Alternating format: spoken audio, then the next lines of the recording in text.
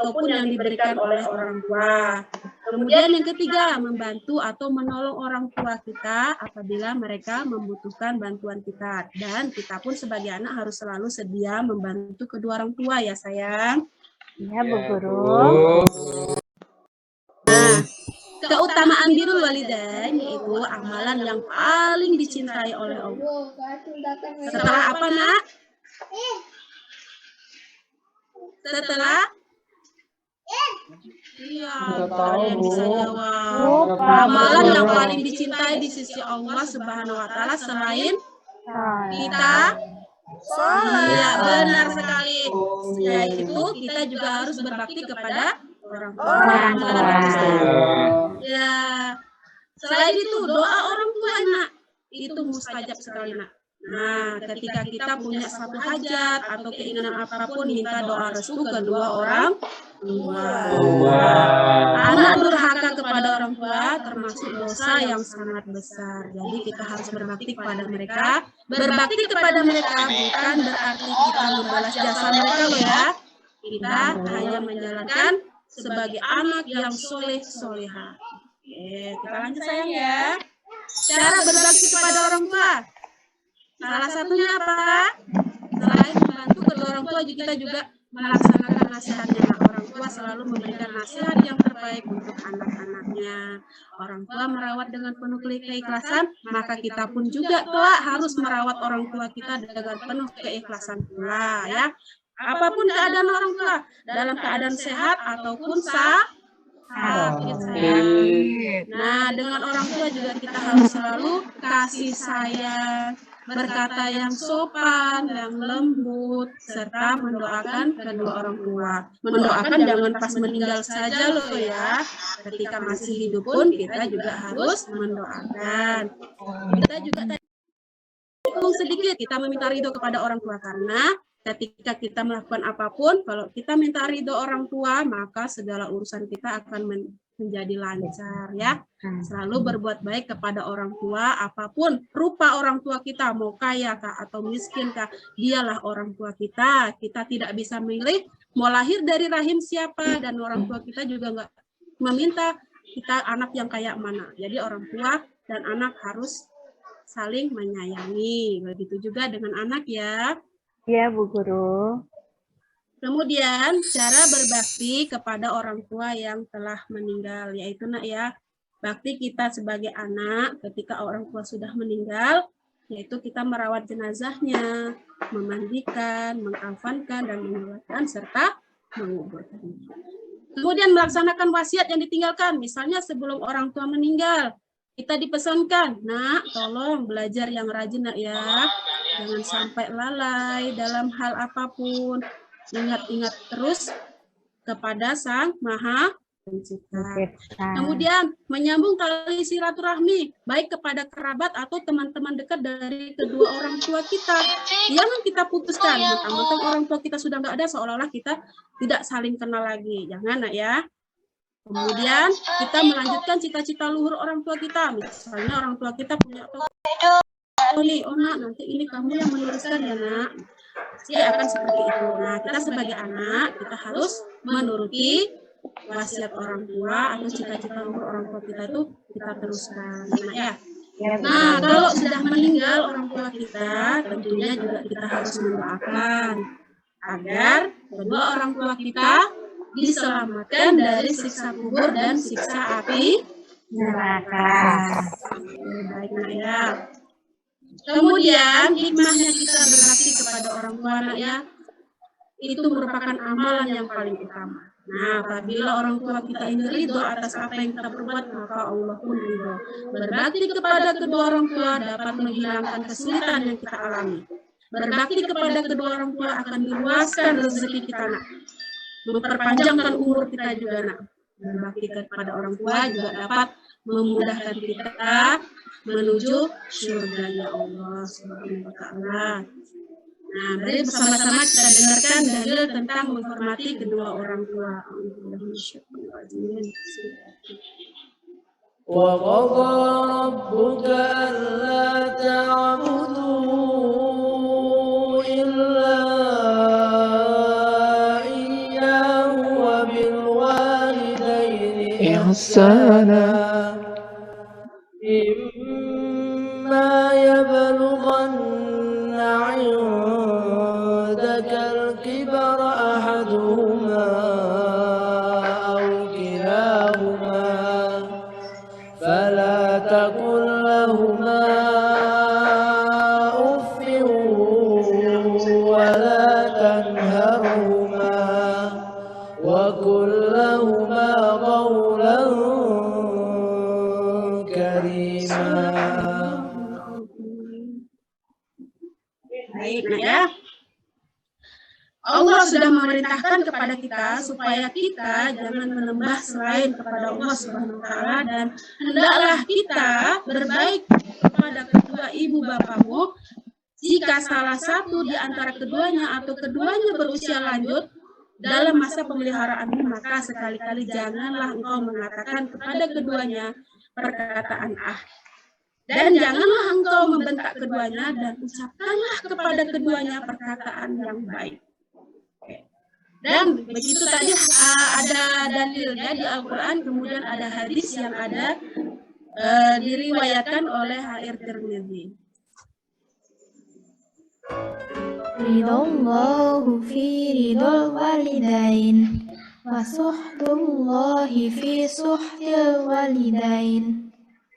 Artinya, keridhaan Allah tergantung kepada keridhaan kedua orang tua, dan kemurkaan Allah tergantung kepada kemurkaan orang tua. Nah, setelah tadi kita membahas tentang hormat dan patuh kepada orang tua, maka selanjutnya kita masuk ke hormat dan patuh kepada guru. Selain orang tua, nak, kita juga harus patuh kepada guru, karena guru adalah orang yang sudah mengajarkan kita dari tidak tahu menjadi tahu, ya, yang dari pengetahuan kita tidak ada bisa menjadi seperti ini, pengetahuan kita banyak, sehingga kita menjadi orang yang mengerti, orang yang paham, bisa membedakan baik dan buruk, serta kita bisa menjadi seseorang yang dewasa. Guru juga merupakan pewaris para nabi, karena melalui guru, wahyu atau ilmu yang para nabi terima dapat diteruskan kepada umat manusia melalui guru. Nah, ya. Bagaimana cara ulama kita menghormati guru? Mereka tetap rendah hati kepada gurunya, meskipun ilmu yang pada masa itu yang dulu jadi muridnya, dan saat ini dia menjadi orang yang lebih besar dari gurunya, ilmunya semakin banyak dari gurunya, kita tetap harus menghormati gurunya. Ya, asalnya kita tidak tahu menjadi tahu, itu berasal dari guru. Kemudian menaati setiap arahan serta bimbingan dari guru. Senantiasa berkhidmat untuk guru dengan mengharapkan pahala serta kemuliaan di sisi Allah Subhanahu wa taala. Memandang guru dengan perasaan penuh hormat dan taklim, serta mempercayai kesempurnaan ilmunya. Nah, cara kita berbakti kepada guru yaitu pertama, menghormati dan memuliakan guru, menuruti nasihat guru. Guru tidak akan mungkin memberi nasihat yang buruk. Selagi nasihatnya baik, wajib kita amalkan. Nah, ya, menghormati dan selalu menyenangkannya meskipun sudah wafat. Ya, baik guru itu sudah tidak ada, tetap harus kita selipkan doa untuk beliau.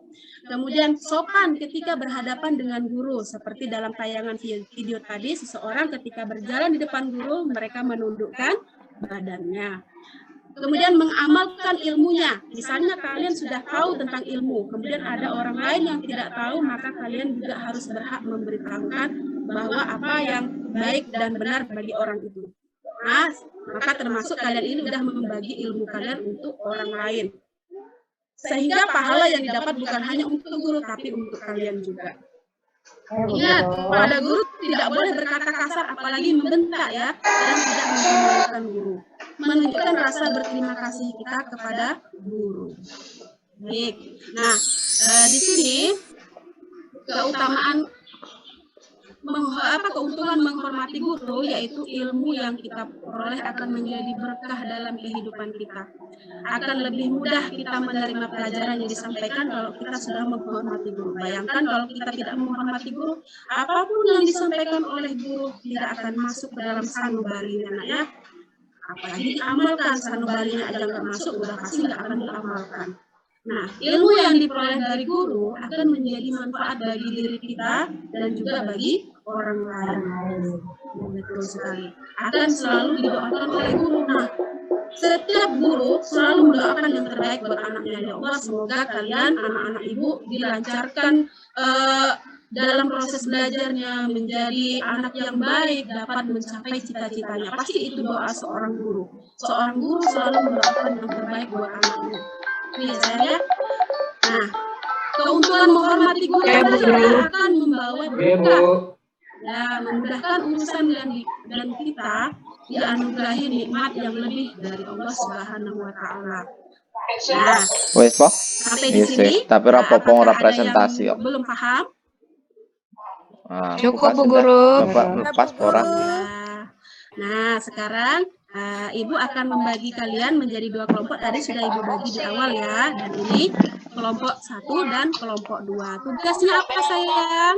Mari sama-sama kita tonton video berikut ya.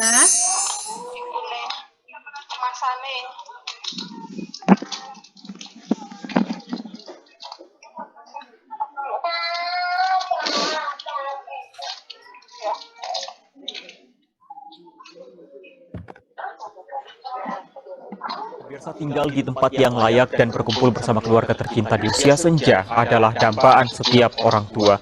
Namun hal sebaliknya justru dialami oleh seorang ibu berumur 55 tahun, Kecamatan Tibawa, Kabupaten Gorontalo, yang terusir dari rumahnya sendiri dan terpaksa harus tinggal di bekas kandang kambing. Apa Mi? Habu, seorang ibu berusia 55 tahun, seringkali tak dapat menahan kesedihan bila mengingat kejadian memilukan dalam hidupnya. Leboke anu jal kartune sing anune. Warga Dusun 2 Batu Putih, Desa Isimuraya, Kecamatan Tibawa, Kabupaten Gorontalo, kini harus menjalani masa tuanya seorang diri di sebuah tempat bekas kandang kambing. Hanya karena masalah lupa mematikan air keran, sang anak tega mengusir ibu kandungnya sendiri. Karena notaline juga kan. Rasanya cuma mengenai air ini dia. Nah, orang masalahnya cuma air. Masalah air? Ya. Kenapa? Anak satu itu dapat paket, tapi tidak dikasih mati, jadi di situ sebab-sebab mulu.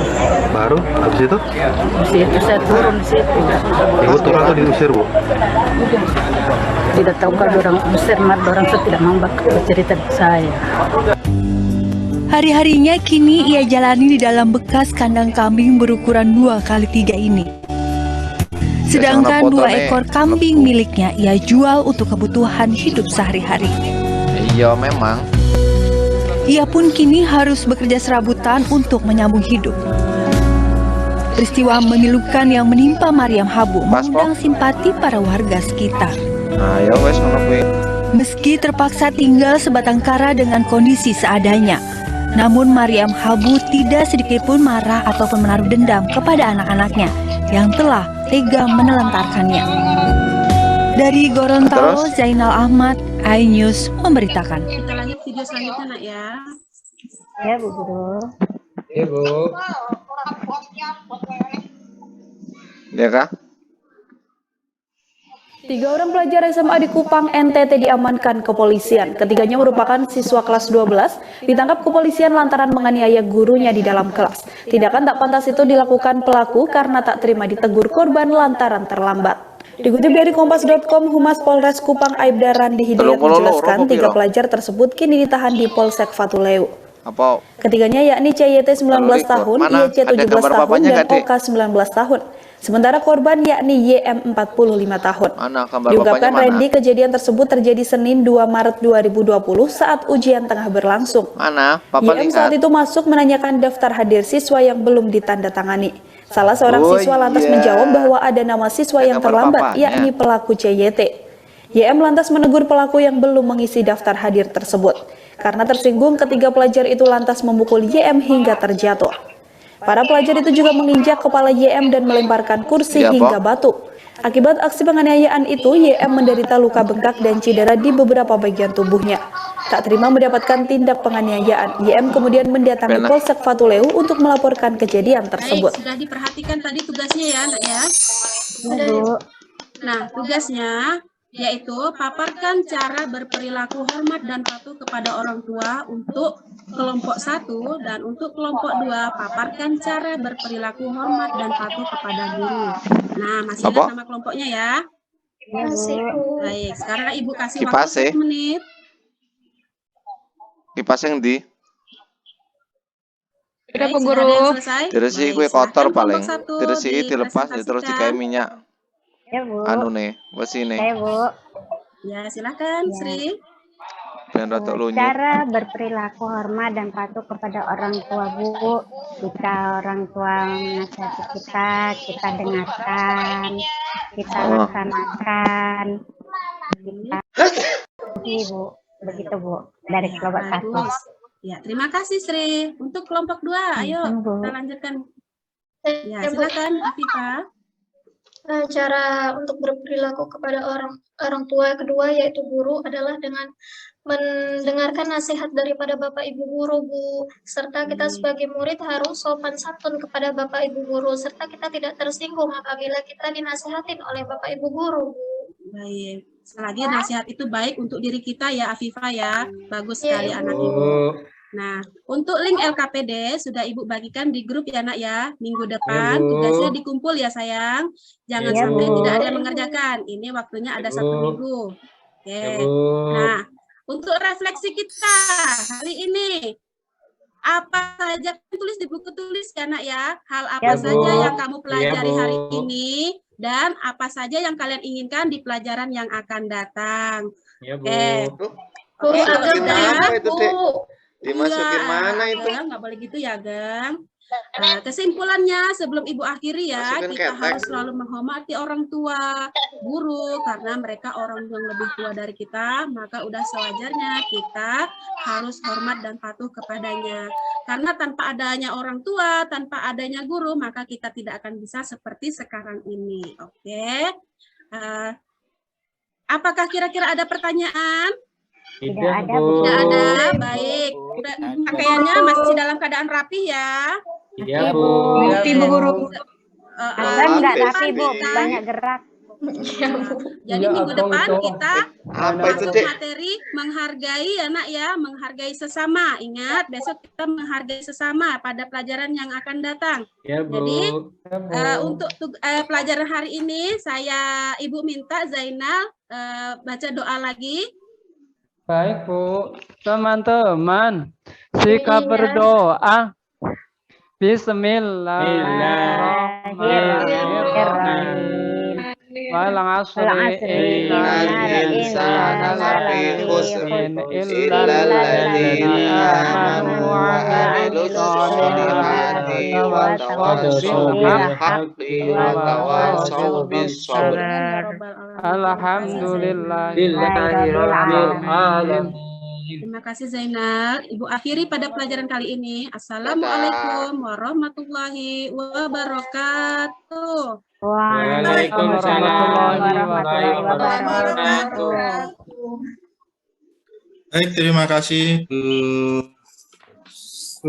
Suryati, Pak.